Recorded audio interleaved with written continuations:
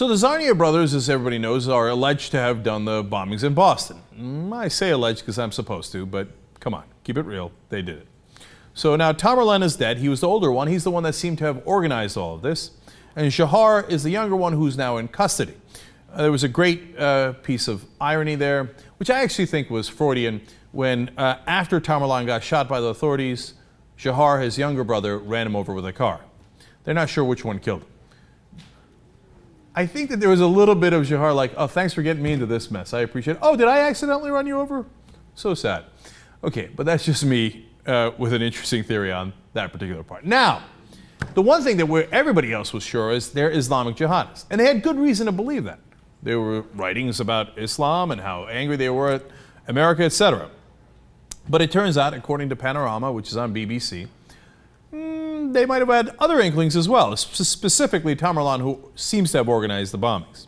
Tamerlan Tsarnaev, they said, subscribed to publications espousing white supremacy and government conspiracy theories. Now, this might be blowing people's mind. Well, I don't get it, they're Muslim. How could they believe in white supremacy? Well, that's because they're white. After the bombings, I know a lot of the right-wing sites came out and said, aha, we knew they weren't white.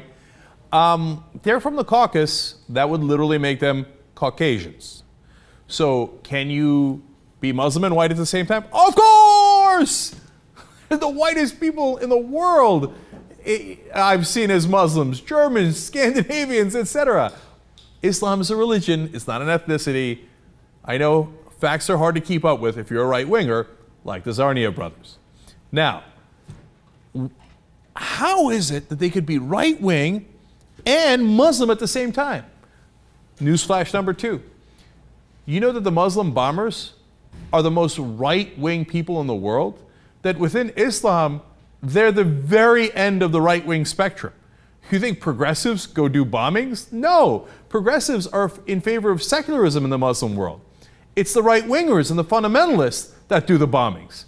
So why would it be surprising that he's a right-winger in America and he's a right-winger in the Islamic world?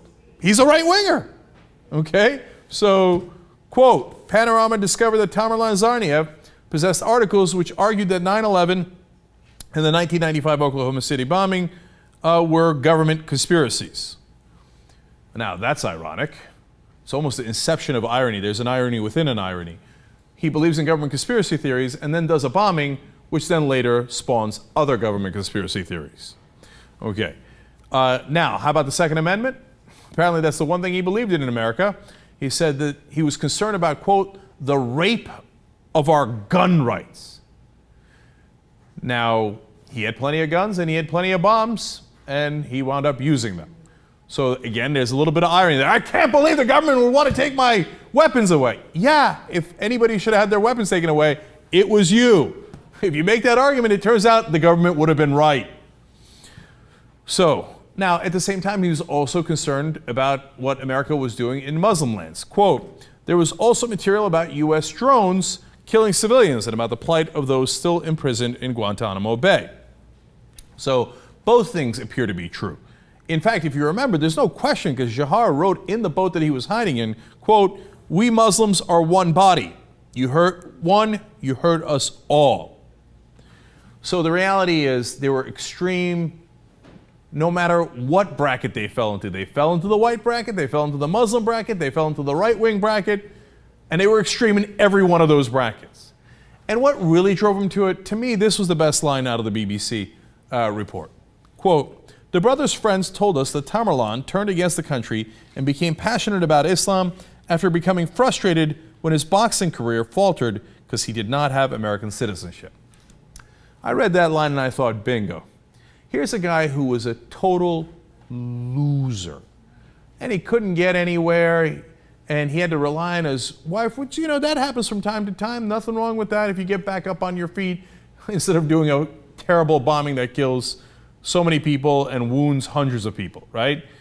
And then your boxing career is going nowhere. You get bitter that you're not an American citizen. And so then you turn and you're like, ah, yeah, I hate America. Man, I want to be in it so bad, but they won't let me. Oh, I hate it. Plus, I love the Second Amendment. Yeah, I need my guns. I hate left-wingers, and I hate American government, yeah. You hate yourself. And that's what really, this guy was full of hate, wanted to project that out into the world, and that's what led him to do the bombing in the first place. And all the rest of those check-off boxes are all about finding an excuse for him to strike out and lash out at the world as he did, because he actually hated himself. Now, look, you can say it's too much pop psychology. It doesn't really matter because he's dead, and Jahar should go to prison for the rest of his life at a minimum, right? But to me, and here you could even say I'm excusing the right-wingers, like that it's not really the right-wingers' fault that they happen to be right-wingers. It's not really even the extreme Muslims' fault because they happen to be extreme Muslims. I mean, I got my bones to pick with both of those things. But the reality is the guy's crazy and angry and a loser. And that's the main reason they did it. And then they found an excuse for it.